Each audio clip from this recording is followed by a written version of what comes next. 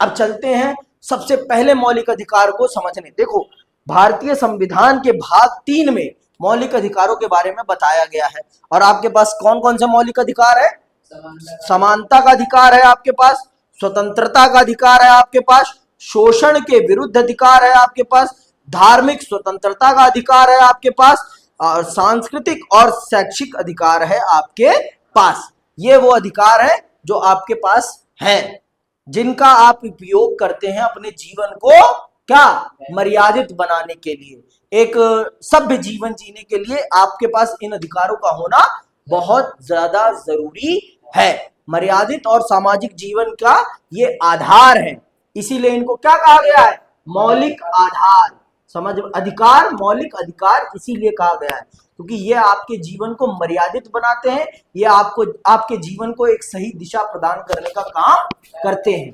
तो आइए सबसे पहले समझते हैं मौलिक अधिकार का पहला अधिकार क्या है। वो समानता का अधिकार। समानता का अधिकार भारतीय संविधान का सबसे महत्वपूर्ण अधिकार है। क्यों कह रहा हूं मैं? क्योंकि आपके देश में जाति प्रथा थी। जाति प्रथा थी, लोगों को जाति के आधार पर ऊंच नीच छुआछूत का सामना करना पड़ा है। आप सबको पता है कि भारत में जातिवाद अपनी असीम सीमा पर था, असीम सीमा पर, और आज भी देखा जा सकता है। जातिवाद आज भी भारत में विद्यमान है। ऐसा नहीं है कि जातिवाद खत्म हो गया हो भारत से, ये नहीं हुआ है। अभी भी भारत में जातिवाद है और इससे कोई मना नहीं कर सकता। कि कर दोगे मना? नहीं कर सकता ना, आज भी जातिवाद है ना। तो भारत में बहुत ही गलत तरीके से लोगों के साथ व्यवहार किया जाता था। मार्कर का ठीक है।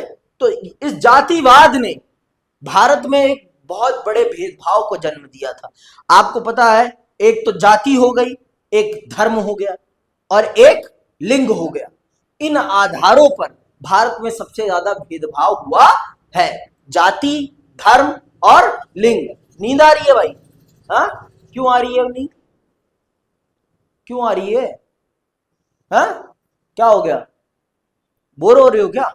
तो फिर कान में तेल डालूं? सही से सुनना ध्यान से। निम्न दो स्थितियों पर विचार करें। ये काल्पनिक स्थितियां हैं, पर ऐसी बातें होती रहती हैं और आगे भी हो सकती हैं। क्या आपको उनमें मौलिक अधिकारों का उल्लंघन दिखाई देता है? पहली स्थिति क्या है? स्वदेश कुमार अपने गांव गया, उसके साथ उसका एक दोस्त भी गया। गांव के एक होटल में उन्हें चाय पीने की इच्छा हुई। दुकानदार स्वदेश कुमार को जानता था, पर उसके मित्र की जाति जानने के लिए उसने उसका नाम पूछा। उसके बाद दुकानदार ने स्वदेश कुमार को तो एक सुंदर कप में चाय दी, लेकिन उसके दोस्त को कुल्हड़ में चाय दी, क्योंकि वह दलित था। तो यहां कौन सा भेदभाव हो रहा है? जाति का भेदभाव हो रहा है। और ये भारत ही एक ऐसा देश है जहां पर जाति के आधार पर भेदभाव होता है। दुनिया में और कोई भी देश नहीं है जहां पर जाति के आधार पर भेदभाव होता हो। तो अब आप मुझे बताओ, तो क्या हमारे देश में समानता थी? नहीं थी। तो समानता का अधिकार एक मर्यादित जीवन को जीने के लिए जरूरी था कि नहीं था? बहुत ही ज्यादा जरूरी था, क्योंकि यहां पर लोगों को देखने से भी अपवित्र होना माना जाता था कि तेरी अगर परछाई भी पड़ गई तो मैं अशुद्ध हो जाऊंगा। तू अगर यहां से जाएगा तो तू उसे साफ करता हुआ जाएगा। तू अगर इस रास्ते से जाएगा तो अपने गले में मटका लटका कर जाएगा, जिससे कि अगर तू थूकता है तो तू उसी मटके में थूक, और अपनी कमर में झाड़ू बांध कर जाएगा, जिससे कि तेरे पांव के निशान मिटते जाएं। ये थी जाति व्यवस्था। समझ में आई बात? ये थी जाति व्यवस्था इस देश में। इतने बड़े स्तर पर जाति व्यवस्था का अनुसरण किया जाता था भारत में। समझ में आई बात की अभी भी नहीं आई? पक्का अभी भी नहीं आई है मेरे ख्याल से। समझ में? अब दूसरा उदाहरण सुनो। दूसरा उदाहरण कहता है, टेलीविजन के एक चैनल में समाचार पढ़ने वाले कुल 10 सदस्यों में से केवल 4 को यह आदेश दिया गया कि आगे वे समाचार ना पढ़ें। वे सभी महिलाएं थी। इनका इसका इसका कारण यह बताया गया कि वे सभी 45 वर्ष की उम्र को पार कर चुकी हैं, लेकिन उस अवस्था को पार कर चुके दो पुरुषों पर यह प्रतिबंध नहीं लगाया गया। तो ये कैसा भेदभाव है? ये लैंगिक भेदभाव है। ये लैंगिक भेदभाव है। उसी उम्र के दो पुरुषों पर तो प्रतिबंध नहीं लगा, लेकिन उस उम्र की चारों महिलाओं पर यह प्रतिबंध लगा दिया गया कि अब आप टेलीविजन पर समाचार नहीं पढ़ेंगी, आप नहीं पढ़ेंगी। क्यों नहीं पढ़ेंगी? क्योंकि अब उनके मुंह पर झुर्रियां आ गई हैं, अब उनके मुंह की सुंदरता कम हो गई है। और वहीं पुरुषों को इस आधार पर नहीं हटाया गया। समझ में आई बात? तो ये क्या है? ये लैंगिक भेदभाव है। यहां योग्यता नहीं देखी जा रही, यहां चेहरे की सुंदरता देखी जा रही है। समझ में आई बात? यहां पुरुषों की तो योग्यता आप देख रहे हैं, लेकिन महिलाओं की आप क्या देख रहे हैं? सुंदरता। ये क्या है? ये भेदभाव है।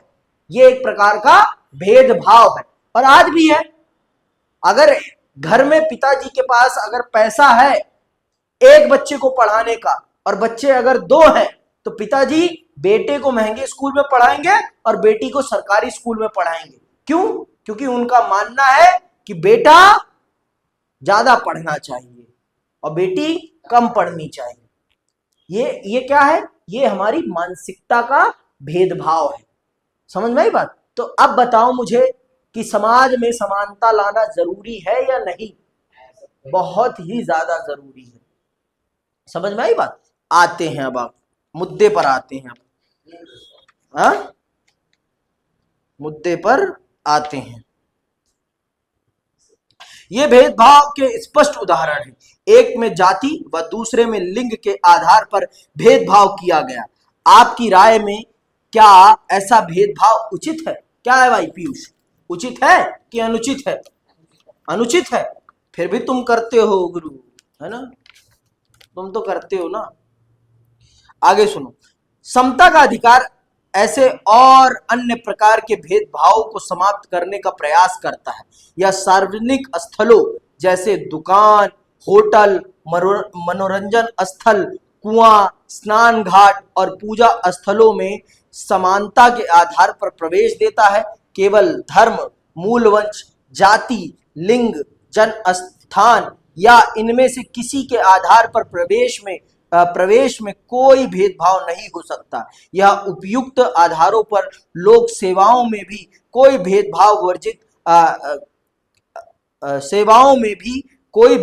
वर्जित करता है। यह अधिकार बहुत महत्वपूर्ण है, क्योंकि पहले हमारे समाज में समानता के आधार पर प्रवेश नहीं दिया जाता था।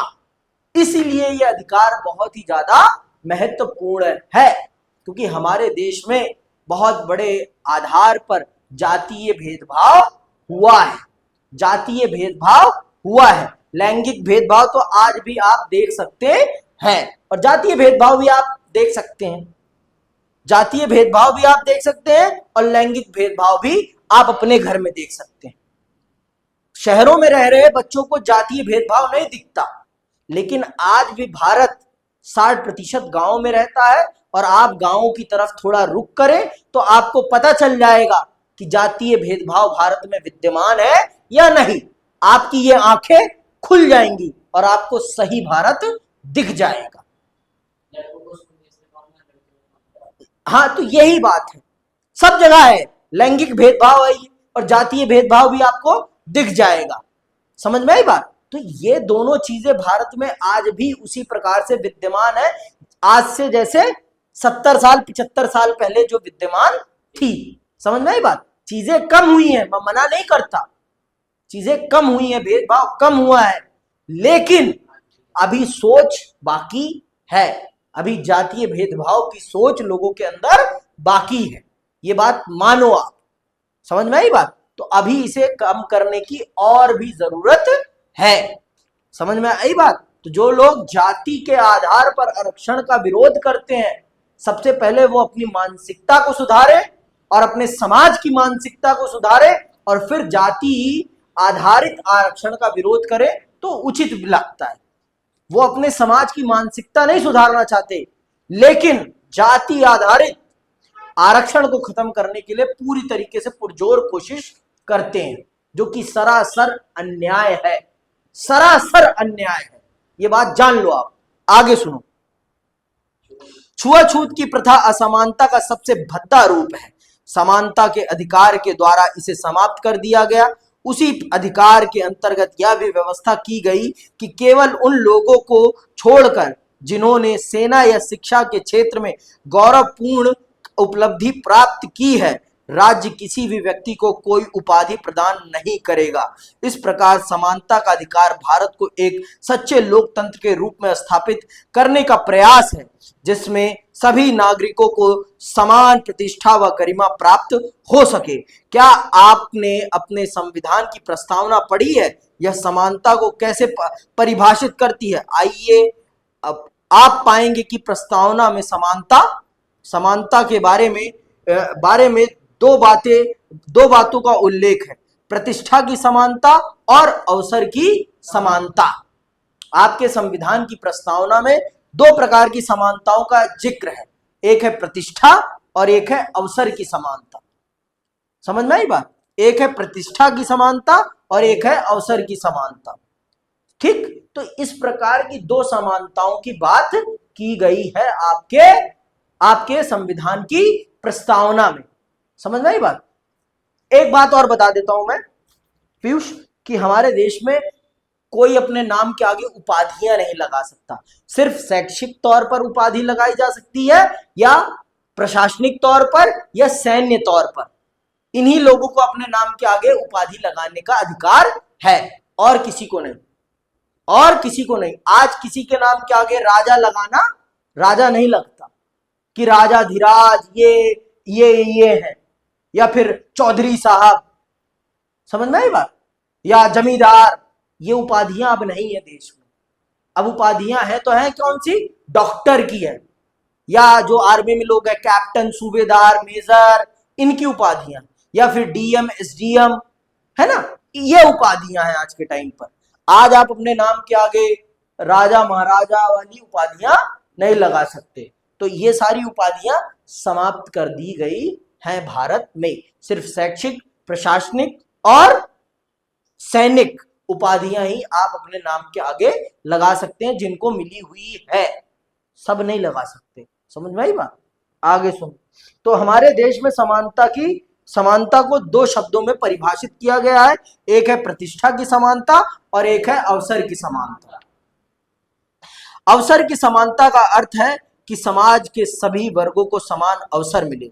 लेकिन जब समाज में अनेक सामाजिक विषमताएं व्यक्त हो तो वहां समान अवसर का क्या मतलब हो सकता है? देखो, हमारे देश में बहुत सारी विषमताएं हैं, मतलब भेदभाव है।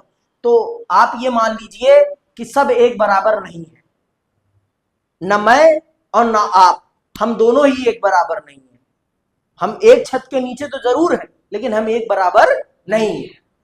मेरे घर की स्थिति अलग हो सकती है, आपके घर की स्थिति अलग हो सकती है। तो अब आप अंतर लगाओ। जो सेंट स्टीफेन में पढ़ रहा है बच्चा, जो सेंट स्टीफेन में पढ़ रहा है, सेंट कोलंबस में जो पढ़ रहा है, वो क्या बराबर है हैवलेक स्क्वायर के? या हैवलेक स्क्वायर वाला उसके बराबर है? रिसोर्सेज बराबर है दोनों के पास? उसके घर में जितने रिसोर्सेज होंगे, क्या उतने रिसोर्सेज हमारे घरों में है? कदापि नहीं है। तो क्या अवसर की समानता है? एक गांव में पढ़ रहे बच्चे में और एक शहर में पढ़ रहे बच्चे में समानता है? हाँ, नहीं है ना। लेकिन इस देश को ये समझ में नहीं आता, इस देश को ये बातें समझ में नहीं आती। समानता नहीं है, फिर भी कंपटीशन एक जैसा है, कंपटीशन एक जैसा है। समझ में आई बात?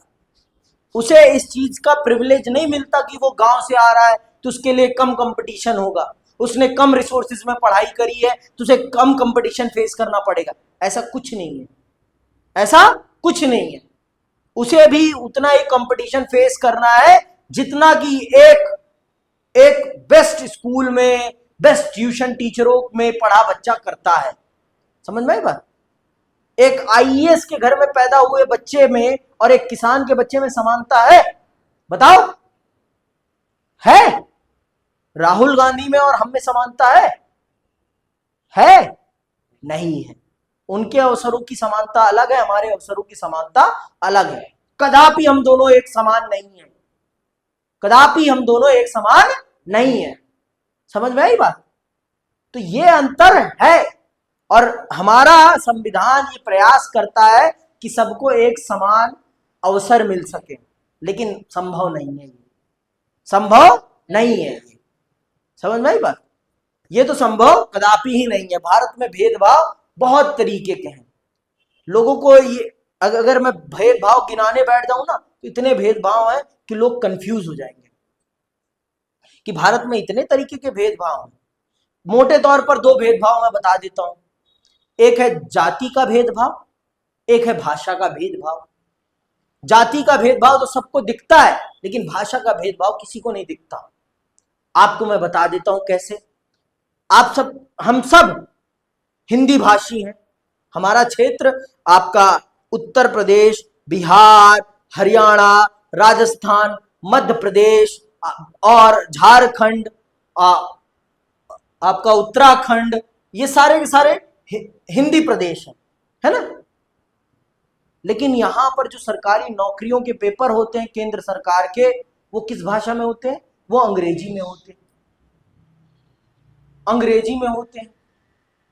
और हमारे सबकी शिक्षा किस व्यवस्था में हो रही है? हिंदी में। अब आप मुझे बताओ, क्या ये समानता है? हाँ? एक प्राइवेट स्कूल में पढ़ने वाले बच्चे की इंग्लिश और एक सरकारी स्कूल में पढ़ने वाले बच्चे की इंग्लिश एक बराबर है? तो बताओ, ये समानता है? हाँ? किस बात का अवसर की समानता की बात करता है फिर संविधान? कौन से अवसर की समानता की बात करता है? देश हमारा भारत है, देश हमारा भारत है, और हमारे ही देश में हमारी भाषा की कोई कद्र ही नहीं है। हमारे ही देश में हमारी भाषा की कोई कद्र नहीं है। हमारे भाषा में हमें नौकरी ही नहीं मिलती। हमें कितनी भी अच्छी अपनी भाषा क्यों ना आती हो, परंतु हमें अपनी भाषा में नौकरी नहीं मिल सकती। हमारे देश में योग्यता का आधार एक भाषा को बना दिया गया है। अगर आपको ये एक भाषा आती है तो आप योग्य हैं, और अगर आपको ये भाषा नहीं आती तो आप अयोग्य हैं। आप शिक्षा व्यवस्था पूरी की पूरी हिंदी में चला रहे हैं। इन राज्यों के बोर्ड्स की पढ़ाई पूरी की पूरी हिंदी में होती है, लेकिन नौकरी इनको मिलेगी इंग्लिश में। कहां से संभव है भाई? अब गांव के बच्चे, जो जिस भारत के 60% जनसंख्या गांव में बसती है, वहां के बच्चों को कहां से अवसर की समानता मिल रही है? आप कहिए ना कि आप भाषा के आधार पर भेदभाव कर रहे हैं, लेकिन ये दिखेगा नहीं, और इस पर बात भी कोई नहीं करेगा। इस पर बात भी नहीं कोई करेगा। तो अवसर की समानता का मतलब होता है सबको एक समान अवसर मिले और सबको एक समान आगे बढ़ने का मौका मिले। हमारा संविधान कोशिश करता है, परंतु ये हो नहीं पा रहा है। जो हकीकत है वो मैं बता रहा हूं। लेकिन जाति के आधार पर उसने ये कोशिश करी है कि जिन जातियों के साथ धार्मिक भेदभाव, जातीय भेदभाव किया गया है, उनको कुछ विशेष अधिकार दिए जाएं, विशेष मौके दिए जाएं, विशेष छूट दी जाए, जिससे कि वो आगे बढ़ सके। तो इसीलिए आप पाएंगे कि SC ST, अनुसूचित जाति और अनुसूचित जनजाति को एक आरक्षण दिया जाता है, जिसके माध्यम से उनको सरकारी नौकरियों में, सरकारी शिक्षा संस्थानों में नौकरी पाने में थोड़ी आसानी होती है। थोड़ी आसानी, ज्यादा नहीं, थोड़ी आसानी हो जाती है, बस। समझ में आई बात? तो इस प्रकार से इसने जातीय आधार पर होने वाले भेदभाव को कम करने की कोशिश की है। ठीक, आगे सुनोगे तो पता चल जाएगा आपको। संविधान स्पष्ट करता है कि सरकार बच्चों, महिलाओं तथा सामाजिक और शैक्षणिक रूप से पिछड़े वर्गों की बेहतरी के लिए विशेष योजनाएं व निर्णय लागू कर सकती है। आपने नौकरियों और स्कूलों में प्रवेश के लिए आरक्षण के बारे में अवश्य सुना होगा। आपको संभवतः आश्चर्य भी हुआ होगा कि समानता के सिद्धांत का पालन करने के बावजूद यहाँ आरक्षण क्यों है। वास्तव में संविधान का अनुच्छेद 16(4) साफ साफ कहता है कि आरक्षण जैसी नीति का समानता के अधिकार के उल्लंघन के रूप में नहीं देखा जा सकता। यद्यपि आप संविधान की भावना देखें तो आप पाएंगे कि अवसर की समानता के अधिकार को पूरा करने के लिए यह जरूरी है। समझ में आई बात? तो ये आपके अवसर की समानता को पूरा करने के लिए बहुत ही ज्यादा जरूरी है। ठीक है, तो ये आपको मैं अनुच्छेद 16 पढ़ के भी सुना देता हूं कि क्या है अनुच्छेद 16। इस अनुच्छेद की कोई बात राज्य को पिछड़े हुए नागरिकों के किसी वर्ग के पक्ष में जिनका प्रतिनिधित्व राज्य की राय में राज्य के अधीन सेवाओं में पर्याप्त नहीं है, नियुक्तियों या पदों के आरक्षण का प्रावधान करने से नहीं रोकेगी।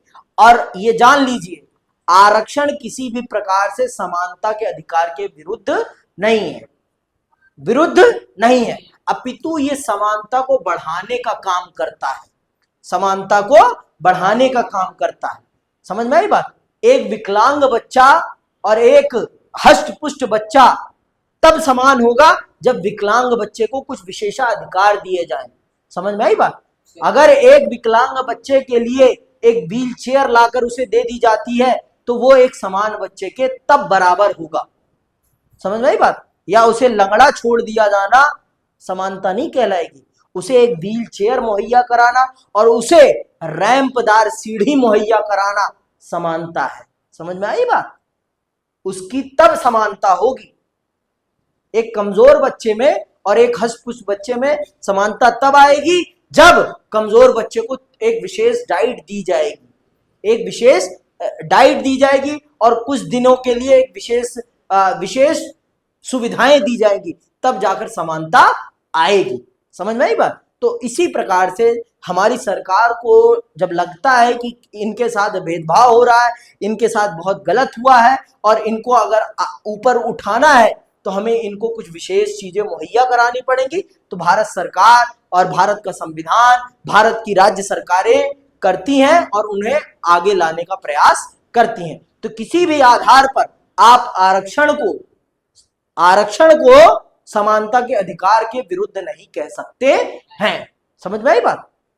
इसी के साथ आज की क्लास यहीं समाप्त करते हैं। अगली क्लास में हम संविधान के एक अन्य मौलिक अधिकार के बारे में पढ़ेंगे। इसी के साथ मैं विदा लेता हूं। जय हिंद, जय भारत।